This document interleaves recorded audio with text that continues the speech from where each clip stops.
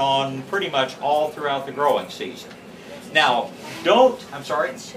Yeah, it'll grow in the sun, but it's actually prettier in the shade. There is a related plant to this that they call giant Turk's cap or tropical Turk's cap. We've got one again growing in the parking lot out there. Has a flower about 4 times as big, and the plant just kind of sprawls out all over the place. But the giant Turk's cap is a short day bloomer. It'll be a green plant all summer, and then mid-fall it'll cover itself with orange flowers.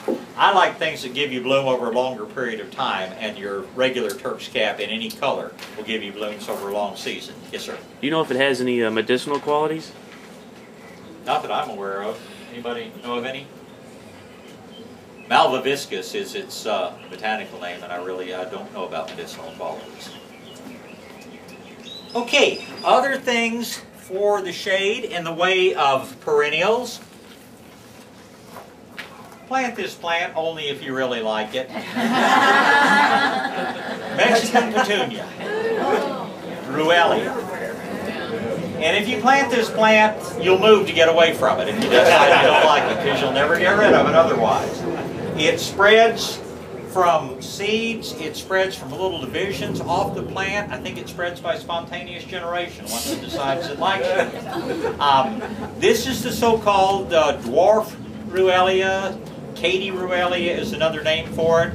There is an upright form of this that grows about this tall. You just tend to get tired of it faster because you see it more. But no, I joke. I think this is really a very good plant, especially for an area that gets somewhat neglected. And the nice thing about it is that it comes in several colors now. It used to be that a lavender flower was the only color you ever saw this in. Boring.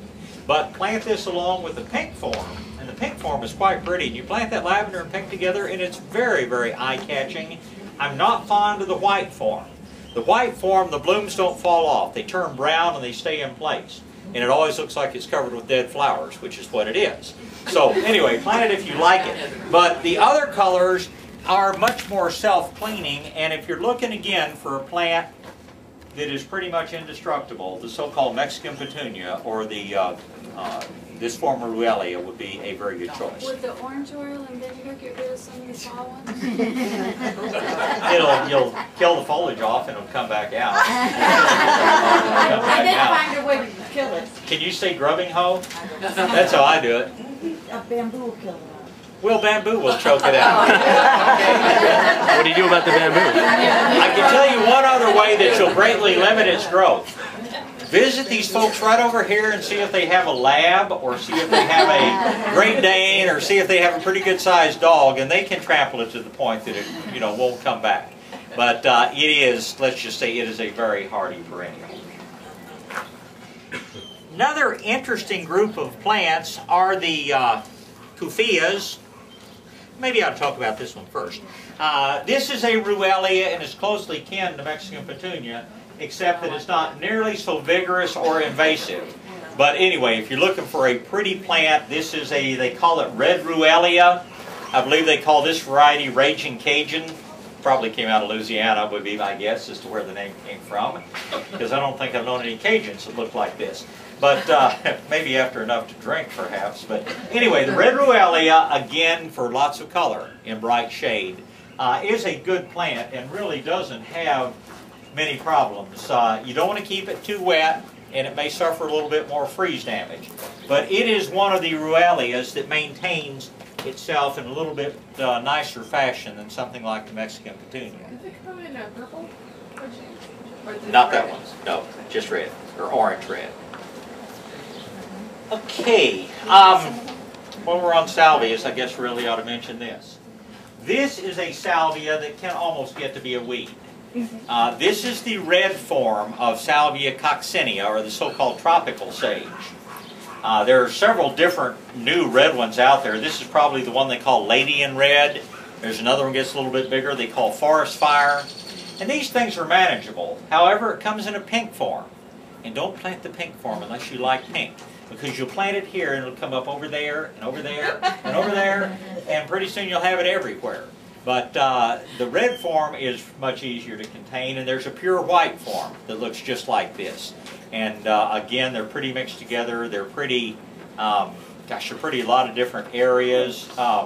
I know my business partner Roberta has a lot of this. She planted some in a flower bed at one point, and now it's coming up out underneath the oak trees. And the deer nibble on it every now and then, but you look out among the iceweed and other things coming up, and it's just like a little red carpet out there growing all over the place. So, fun plant to plant, and one of the plants that is really hardy. Usually it reseeds. It may die during the winter months, but it virtually always reseeds. So the tropical sage, or Salvia coccinea, is another good flower we'll recommend for shadier areas.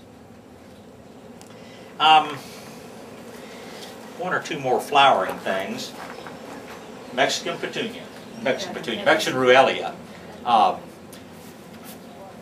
Mexican heather. That's the word I'm looking for. Thinking about so many other things.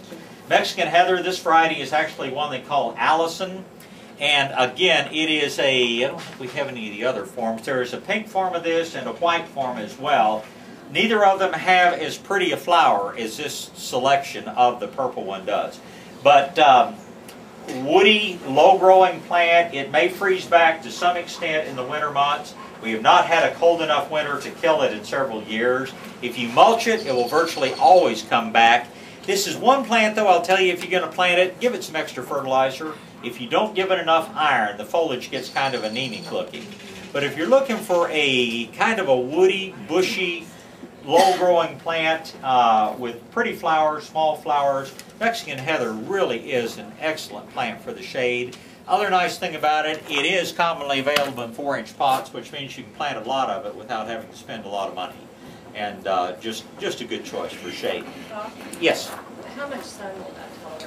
It'll tolerate full sun if you put it in good soil.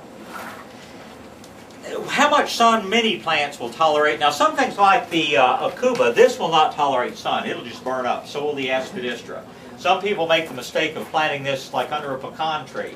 But it's dense shade in the winter, or in the summer months under a pecan tree. Then in the winter it drops all its leaves and it sunburns badly. So that's another thing to keep in mind with what kind of shade you have. But there are a number of things that will grow in the shade and they will grow in full sun. But if you don't have them in good soil, they won't look nearly as good in full sun. And that's the key if you're going to put them in the sun. You put them in the sun, lots of compost in the ground, and of course nothing but organic fertilizers. Chemical fertilizers burn the organic material out of the soil and take away all the goodness that was keeping the plants pretty. Organic fertilizers maintain the organic material and the things only get better. I see a few new faces. Are there any of y'all that have not come to one of our seminars before? Any of y'all? Okay. We do play a little bit of a game here, and if you have a question that you don't want to admit to having happened in your own yard, it is perfectly acceptable to put up your hand and say, my neighbor couldn't come today, but they wanted me to ask you this. So don't hesitate, not that you would anyway. A couple of other things just to mention. Gardenias. If you came from East Texas or Alabama or somewhere and you just have to have a gardenia planted in a lot of compost in the shade, I mean, the fragrance, I can see why people love them, but they do take a little bit of extra effort. But these are one flowering plant that you can put in the shade if you like. But if you can grow those, lots and lots and lots of compost in the soil, and then they will do okay. How do they do in the sun? Hostas, but I'm not been successful. So Hostas, I'll tell you about hostas in just a second. These will not do well in the sun. They'll do well with morning sun, but you put them in the afternoon sun, they'll be miserable here. Hostas, hostas of course are perennials that freeze to the ground. They will grow just fine here if you give them two things. Plenty of water and plenty of sluggo. Because snails and slugs think hosta is a salad bar. And if you're going to grow hostas, you're going to have snails and slugs eating the foliage. Not if or maybe. You're going to have slugs eating the foliage. So put out some sluggo if you're going to grow hostas. Again, anybody that's ever seen hostas growing in England or in the northeastern part of the country, you will not like hostas here because they will never look like they do in England or in the northeast. But if you don't know what they're supposed to look like, you'll think they're fairly pretty here. They're just these smaller varieties, and you can't grow all the different kinds that you can in the northeast. But the basic hostas, the Albo marginata with the white edges, the Albo Oreo marginata with the gold edges, and the gold, flecks in it, they'll actually do pretty well here. how do they do it? In a big pot, they'll do fine. Yeah. But the slugs do fine. What's that? slugs still find them. Oh yeah, they'll still find them. Not good, doesn't mean you'll be slug free. Yes, ma'am. I have a large bird's nest fern on my back porch. Uh-huh. It's in the shade almost all the day, except for towards the end of the day. It does get some direct sunlight for maybe 2 hours. Second fern, the leaves don't look that great. Right If it's 3 to 4 o'clock sun, yeah, it's going to burn it. If it's right at the end of the day, it may be okay. And bird's nest fern is not at all cold hardy. It'll